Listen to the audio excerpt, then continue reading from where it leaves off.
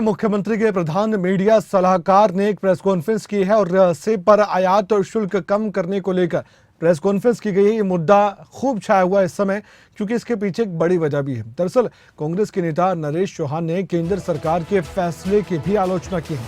हिमाचल में 7 लाख परिवार सीधे तौर पर सेब बागवानी से जुड़े हैं। प्रदेश के बीजेपी नेताओं को केंद्र के समक्ष ये मुद्दा, ये विषय उठाना चाहिए। हुआ क्या, वॉशिंगटन सेब को लेकर आयात शुल्क कम कर दिया। अब इसी को लेकर नरेश चौहान ने पहले भी, जो कि मुख्यमंत्री के प्रधान मीडिया सलाहकार है, कांग्रेस के नेता है, पहले ही मुद्दा उठाया, प्रेस कॉन्फ्रेंस की गई थी और पहले भी कहा गया था कि ये निर्णय ठीक नहीं है, इससे सीधे सीधे हिमाचल का बागवान प्रभावित होगा और सेब बागवान जो है वो इस फैसले को लेकर खुश नहीं है, ये दावा किया गया, क्योंकि फर्क तो पड़ेगा सेब बागवान को इस फैसले से, कॉम्पिटिशन बढ़ेगा। प्रदीप ठाकुर हमारे साथ सीधे जुड़ चुके हैं। इस खबर को समझने के लिए हम उन्हीं के पास आपको लिए चलते हैं।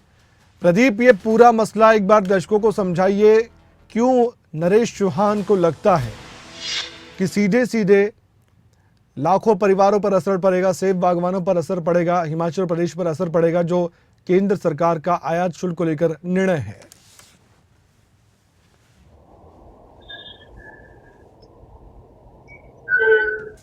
बिल्कुल कमल, देखिए हिमाचल प्रदेश बागवानी बहुल प्रदेश है और लगभग 7 लाख परिवार ऐसे हैं जो सीधे तौर पर सेब की बागवानी से जुड़े हैं। और हाल ही में प्रधानमंत्री जब अमेरिका दौरे पर गए थे, वहां पर वाशिंगटन सेब को लेकर जब वो वापस लौटे तो इस सेब पर जो आयात शुल्क है उसको घटाने का एक निर्णय जो है वो केंद्र सरकार ने किया। उसमें 20 अन्य उत्पाद भी थे और उसमें वाशिंगटन सेब भी है। तो इसके ऊपर जो इंपोर्ट ड्यूटी थी वो पहले 50% से बढ़ाकर 70% की गई थी। ये भारत सरकार ने ही की थी, लेकिन बाद में अब हम कह सकते हैं कि हाल ही में इससे भी 20% कम करके 50% पर रखा गया है। हिमाचल प्रदेश की मांग लंबे समय से, अब से नहीं बहुत पहले से ही ये मांग चल रही है कि जो बाहर से आने वाला सेब है, ना केवल अमेरिका का बल्कि जो बाकी देशों से भी सेब आता है, उस पर इंपोर्ट ड्यूटी 100% होनी चाहिए।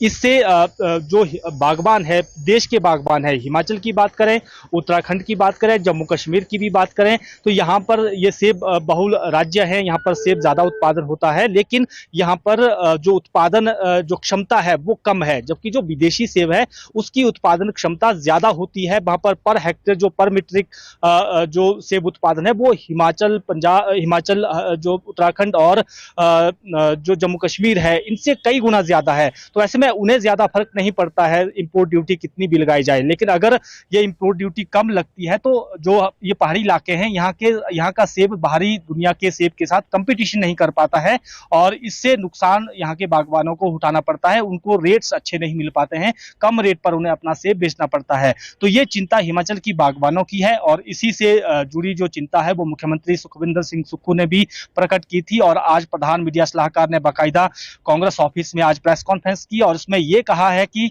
इंपोर्ट ड्यूटी बढ़ाई जानी चाहिए और ये हिमाचल के हित में फैसला नहीं हुआ है। उन्होंने हिमाचल के जो भाजपा के नेता हैं उनसे भी अपील की है कि वो केंद्र के समक्ष इस विषय को रखें, केंद्र से बात करें कि इंपोर्ट ड्यूटी को बढ़ाया जाना चाहिए, ये 100% होनी चाहिए, जबकि ये 70 से घटाकर अब 50% की गई है। तो ये चिंता हिमाचल के बागवानों को अब सता रही है और अब क्योंकि सेब सीजन कुछ ही दिनों में पूरे जो है यौवन पर आने वाला है, हम कह सकते हैं कि सेब का फ्लो जो है मार्केट में बढ़ेगा, तो कहीं ना कहीं अगर ये इंपोर्ट ड्यूटी कम हुई है उसका नुकसान कहीं ना कहीं सेब उत्पादकों को उठाना पड़ेगा। जी कमल, इस मसले पर कम से कम पॉलिटिक्स तो नहीं होनी चाहिए, क्योंकि हिमाचल स्टेट में कई बार देखा जाता है कि अगर कोई भी मुद्दा ऐसा होता है जो जनता से और किसी वर्ग से संबंधित होता है, उसमें उसका भला होता है, तो फिर यहाँ की पॉलिटिक्स एक भी हो जाती है, हमने ये भी देखा है। तो आपको लगता है कि इस मसले पर राजनीतिक लोग जितने भी हिमाचल प्रदेश में एक्टिव है, चाहे बीजेपी के नेता हो, कांग्रेस को, सबको एकजुटता के साथ इस मसले को उठाना चाहिए? क्योंकि आपने ही कहा और नरेश चौहान कह रहे हैं 7 लाख परिवारों का सवाल है, उनकी रोजी रोटी का सवाल है।